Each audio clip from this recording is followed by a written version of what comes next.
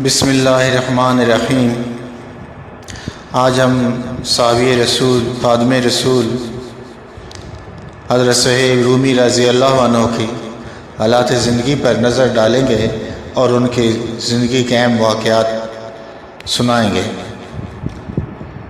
ہم میں سے ہر مسلمان حضرت صہیب رومی رضی اللہ عنہ کے نام سے واقف ہے اور ان کی زندگی کے حالات سے کسی نہ کسی حد تک آگاہ ہے۔ البتہ ہم میں سے بہت سارے لوگوں کو شاید اس بات کا علم نہ ہو کہ حضرت صہیب رومی رضی اللہ عنہ رومی نہیں خالصتاً عربی النسل تھے۔ ان کے والد کا تعلق قبیلہ بنو نمیر اور ان کی والدہ کا تعلق قبیلہ بنو تمیم سے تھا۔ حضرت صہیب رومی رضی اللہ عنہ کی طرف کیسے منسوب ہوئے، ان کے پس منظر میں ایک ناقابل فراموش کہانی ہے جو تاریخ کے حافظے میں ہمیشہ محفوظ رہے گی اور اس کے صفحات برابر اس کو بیان کرتے ہی رہیں گے۔ رسول اللہ صلی اللہ علیہ وسلم کی بعثت سے تقریباً 2 دہائی پہلے کی بات ہے۔ کسرا شاہ ایران کی طرف سے سنان بن مالک ابلا کا گورنر تھا۔ وہ اپنی اولاد میں سب سے زیادہ محبت اپنے بچے صہیب سے کرتا تھا، جس کی عمر اس وقت 5 سال سے متجاوز نہ تھی۔ صہیب کا چہرہ روشن تابناک اور اس کے بالوں کا رنگ سرخی میل تھا۔ چہرے بشری سے تازگی شادمانی ٹپکتی تھی۔ اس کی روشن آنکھیں ذہانت شجاعت کی آئینہ دار تھیں۔ اس کے علاوہ وہ نہایت چست چالاک اور پاک نفس اور نیک سرشت بچہ تھا۔ اس کو دیکھتے ہی باپ کا دل باغ باغ ہو جاتا اور دل سے حکمرانی کی ساری پریشانیاں دور ہو جاتی تھیں۔ ایک دفعہ صہیب کی ماں اپنے خردسال بچے اور خدام ملازمین کی ایک جماعت کے ساتھ آرام اور سیر و تفریح کے ارادے سے عراق کی ایک بستی کے لیے روانہ ہوئی۔ اس بستی پر رومی فوج کی ایک دست نے اچانک حملہ کر دیا، اس کے محافظوں کو قتل کر کے مال و اسباب لوٹ لیا اور بال بچوں کو گرفتار کر کے لے گئے۔ ان گرفتار شدگان میں صہیب رومی بھی تھا۔ صہیب کو بلاد روم میں غلاموں کی ایک منڈی میں لے جا کر فروخت کر دیا گیا۔ وہ ایک ہاتھ سے دوسرے ہاتھ اور ایک آقا کی خدمت سے دوسرے کی خدمت میں منتقل ہوتا رہا۔ اس معاملہ میں ان کی حالت ان ہزاروں غلاموں سے مختلف نہ تھی جن سے سرزمین روم کے حکمران اور اس کی رئیسوں کے محلات بھرے ہوئے تھے۔ اس سے صہیب کو اس بات کا موقع ملا کہ وہ رومی معاشرے کے اندر گھس کر اور اس کی تہہ میں اتر کر اس کے اندر کے حالات سے واقف ہو سکے، اس کے اندر پائے جانے والے گھنونے عیوب سے براہ راست آگاہی حاصل کر سکے۔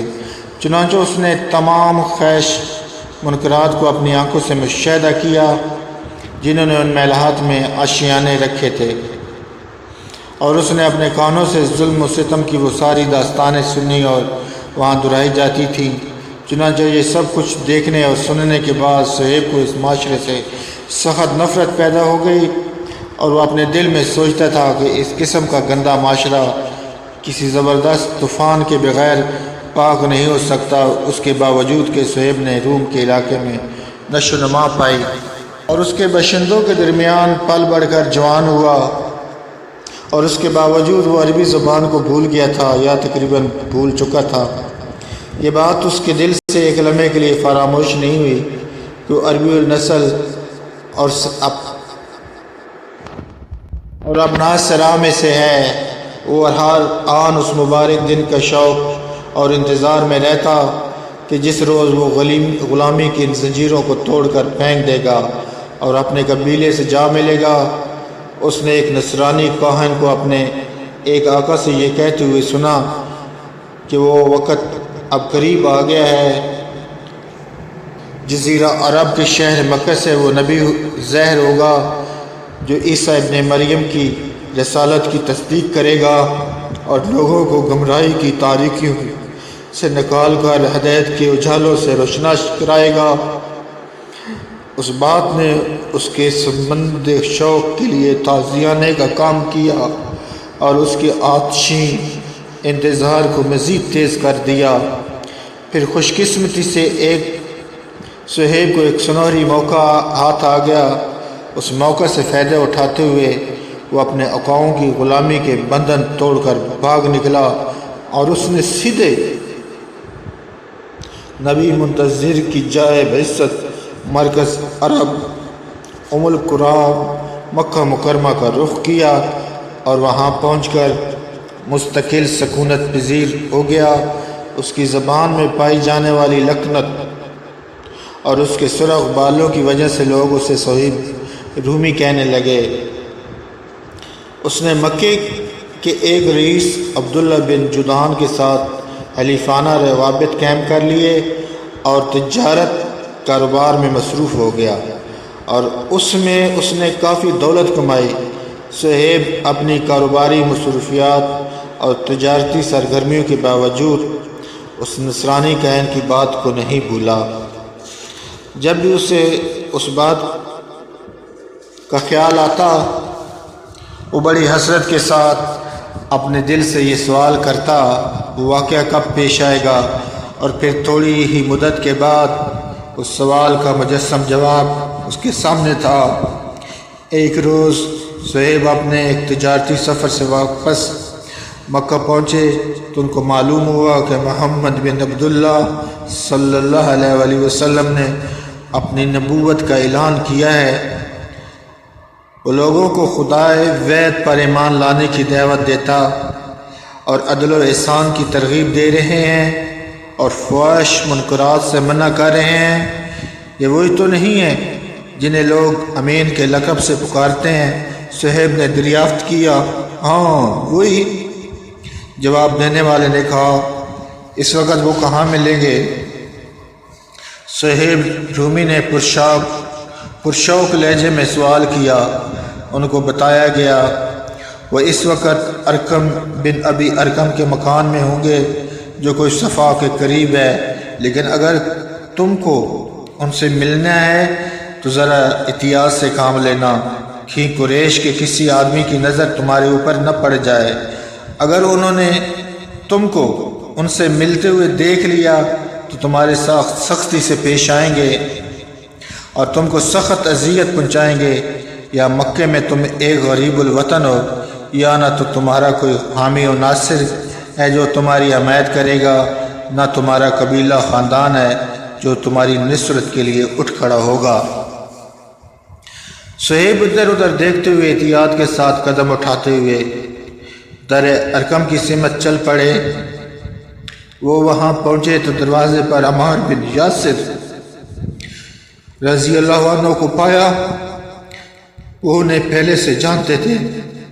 پہلے تو تھوڑی دیر تک تردد و تذبذب میں مبتلا رہے، لیکن پھر ان کے قریب ہوتے ہوئے دریافت کیا، عمار آپ کا کیا ارادہ ہے؟ آپ کس مقصد سے آئے ہیں؟ عمار نے کوئی جواب دینے کے بجائے الٹا ان سے سوال کر دیا، اس شخص نبی کے پاس جانا چاہتا ہوں تاکہ اس کی باتیں سنوں۔ صہیب نے جواب دیا، میں بھی تو اسی خیال سے آیا ہوں۔ عمار نے کہا، تب ٹھیک ہے۔ صہیب نے کہا، آؤ اللہ کا نام لے کر ایک ساتھ چلیں۔ صہیب بن سنان رومی اور عمار بن یاسر دونوں ایک ساتھ بارگاہ رسالت میں حاضر ہوئے اور دونوں نے رسول خدا صلی اللہ علیہ وآلہ وسلم کی باتوں کو بڑے غور اور توجہ سے سنا۔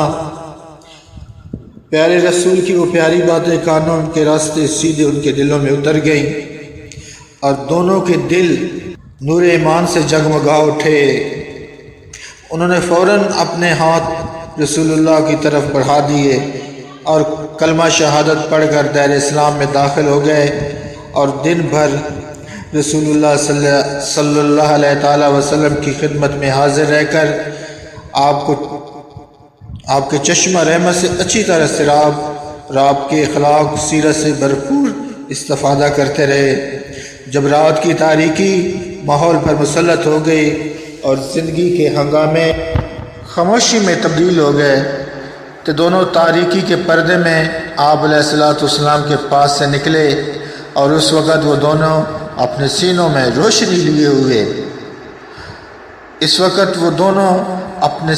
میں روشنی لیے ہوئے تھے جو ساری دنیا کو منور کرنے کے لیے